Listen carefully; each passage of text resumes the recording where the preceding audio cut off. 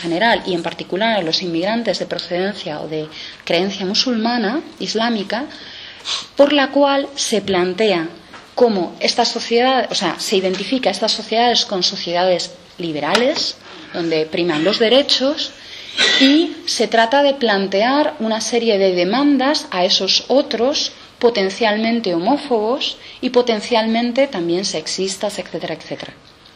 Si habéis visto el actual borrador para el reglamento de la última versión de la Ley de Extranjería, esto se recoge explícitamente, bueno, no se recoge explícitamente. A ver, lo que se dice es que se exigirá para dar a las personas o para dotar a las personas migrantes de los papeles y la permanencia, etcétera, etcétera, se les exigirá que tengan una serie de, pues eso, ¿no?, que respondan a una serie de aprendizajes o respeto a los valores sociales de la sociedad de recepción.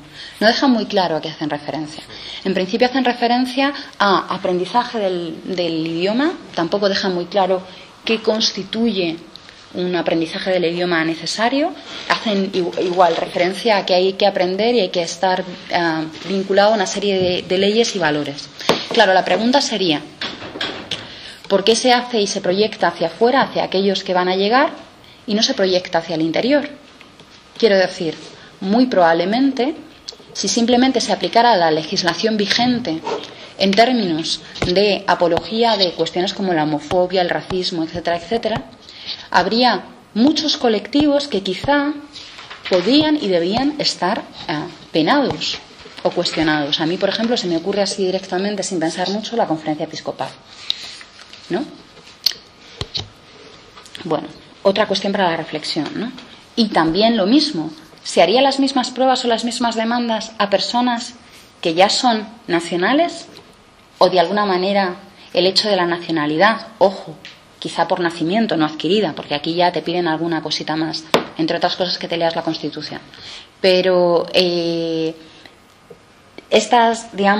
esto garantiza que las personas nacionales por nacimiento van a tener introyectados esos valores.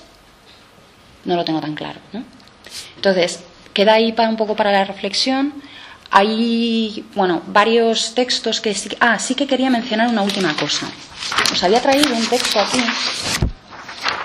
que es un texto que escriben Jean Haritaward, Tamisla Taukir y Elsa Erdem, que es un capítulo dentro de un libro que se llamaba Out of Place, Interrogating Silences in Queerness, Raciality, o sea, fuera de lugar, interrogando silencios en lo queer y en la racialidad, que publicaron Esperanza Miyake y Adi Kutzman en 2008 en Inglaterra. Y este capítulo se llama Gay Imperialism, o sea, imperialismo gay, Género y sexualidad, Gender and Sexuality Discourse in the War of Terror, discurso de género y sexualidad en la guerra del terror. Este es un texto por el cual este libro, entre otras cosas, acabó quedando,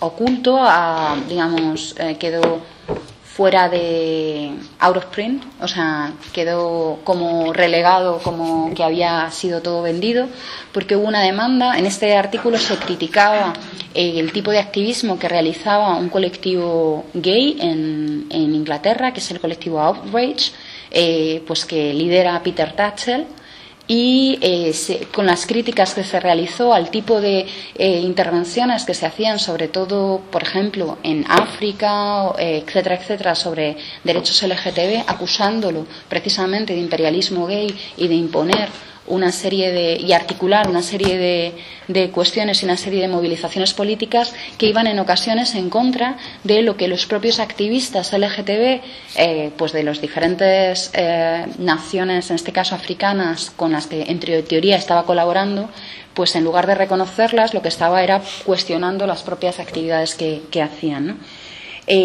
Peter Tatchell se enfadó muchísimo, acusó de libelo y el libro quedó out of print, o sea, fuera de lugar, ¿no?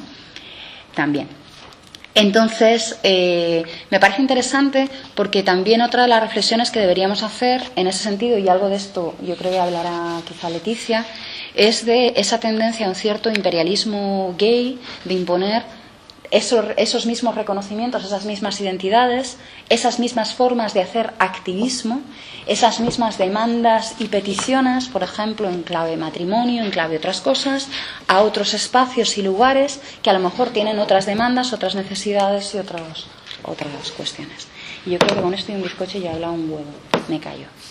Muchas gracias, Tamara. Ha sido tremendamente interesante.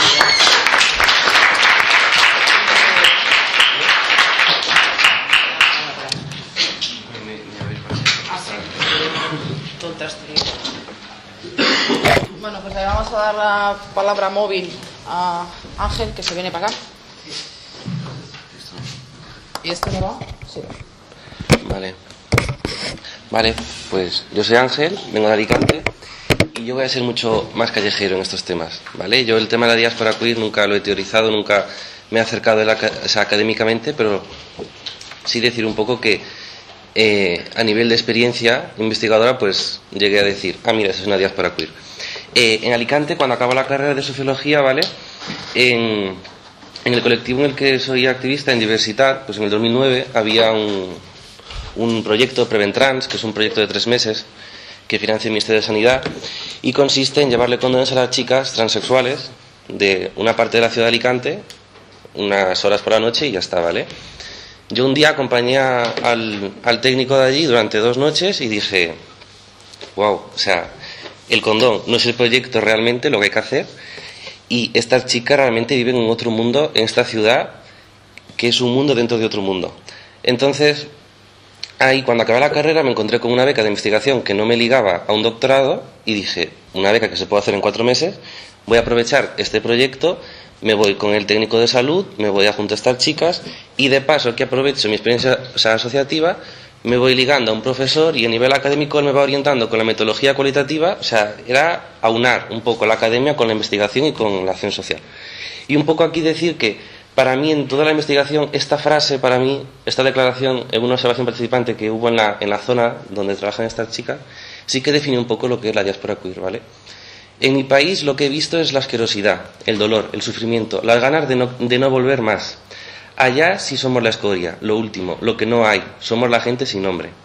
Y aquí en tu país, ¿qué te podría decir? Para nosotros, los viajantes, los inmigrantes, como nos llamáis, venimos a buscar el dinero para darle de comer a otras familias, porque nuestra vida ya está destruida, somos la basura. ¿Vale? Para mí esto refleja claramente lo que es la diáspora queer. ¿Vale?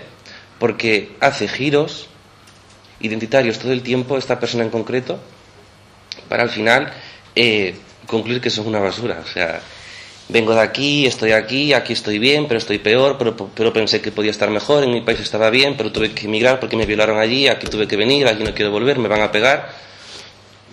Diáspora queer, ¿vale? Cuando acabé dije, mira, pues esto es la diáspora queer. Y bueno, decir un poco que, bueno, esto, ¿vale? En el programa Preventrans, ¿no? Cuando me empiezo a meter en el programa, pues yo voy acompañando al técnico para ver un poco cómo él hace el trabajo de dar los condones, ¿vale? A simple vista es un trabajo por muy técnico, pues yo aprovecho para hacer la investigación en ese contexto y hacer mi metodología. Y bueno, a nivel universitario, pues logré contar con el apoyo de un Instituto Universitario de Desarrollo Social y Paz, allí de Alicante, ahora trabajo allí, tras hacer el proyecto, y el trabajo se llama Triplemente Vulnerabilizadas, prostitutas, inmigrantes y transexuales, ¿vale? Esos 3 contextos, ¿vale? Trabajo ilegal, etnia y género, ¿vale? Que solapados en una dimensión triple, pues da un contexto de vulnerabilidad creciente, que fue lo que he visto yo en la calle, o sea, es lo que he visto yo en la calle. El género debe redefinirse y reestructurarse en conjunción con una visión de igualdad política y social que comprenda no solo el sexo, sino también la clase y la raza, ¿vale? Esto fue un poco el parámetro que yo tenía un poco en la investigación.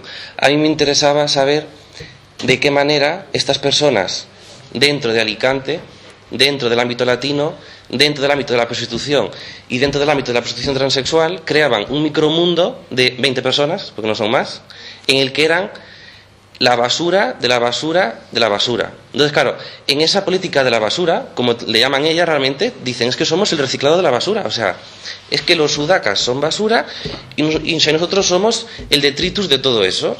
Ellas reconocen realmente que son un elemento que no encaja en el sistema y que, bueno, están ahí pues en la prostitución porque no tienen otra salida. Entonces ellas también, en ese discurso es interesante también.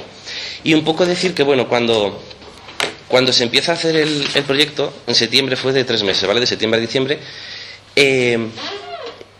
Decir que lo importante aquí, más que el tema de en qué trabajaban, era saber realmente su proceso de socialización, su trayectoria vital, ver cómo construyen y cómo ven la etnia, cómo construyen su latinidad, su identidad sexual, cuáles son sus iconos trans, cómo participan o no en la ciudadanía, en qué contextos están ellas introducidas a nivel de participar en el día a día.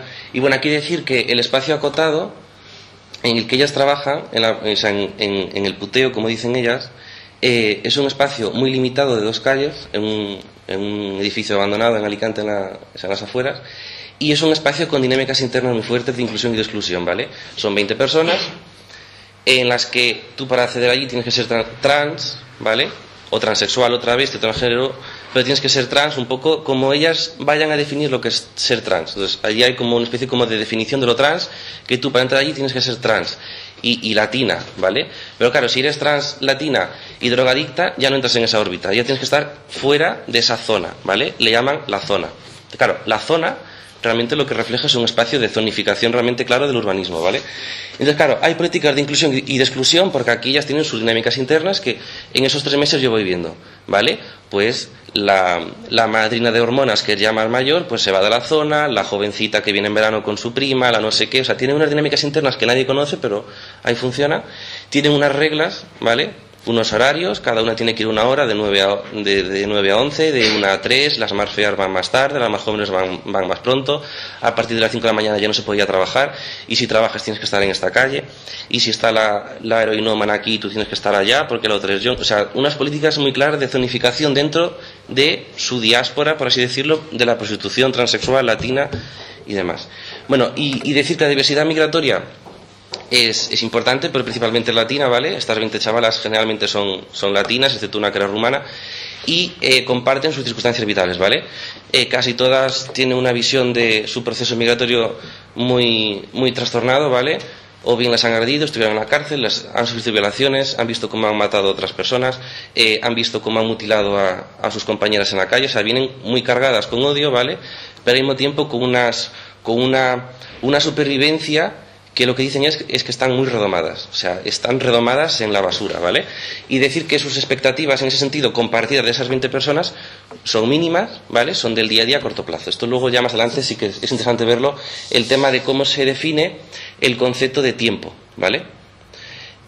Bueno, la diversidad sexual en estas 20 chicas es bastante importante, ¿vale? Porque no se definen como transexual, sino que, por ejemplo, de esas 20 chicas, pues, o bien travesti, transgénero, transexual, pero claro, luego te ves que la que es transexual, hablando con ella 20 minutos, pues te dice, no, es que yo soy gay. Y dices, no, es que yo soy marica. Es que, claro, tienen unos giros identitarios en su identidad que realmente lo que ves es que no es que no tengan referentes sexuales, sino que como su construcción identitaria es precaria, es transfronteriza y es del día a día, reconocen que son transexuales de mierda. Entonces, claro, reconocen que son maricas transexuales, que se maquillan, que se visten, que son qué tal, pero mañana son supermujeres, y pasado son transexuales, y pasado son maricas.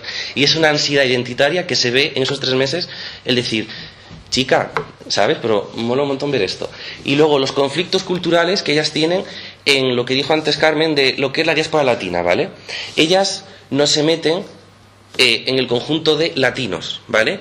Pero cuando tú les dices, ¿y qué pasa si una rumana pega a una latina? Ah, no, ahí somos todas latinas, ¿vale? O sea, el elemento externo que es la rumana cuando agrede a una latina, las convierte a todas en latinas. Pero entre ellas son también muy racistas. ¿Por qué? Porque las travestis brasileiras no tragan a las ecuatorianas, o a las colombianas, o a las mexicanas. Claro, también tiene ahí como sus conflictos internos dentro de su marginalidad.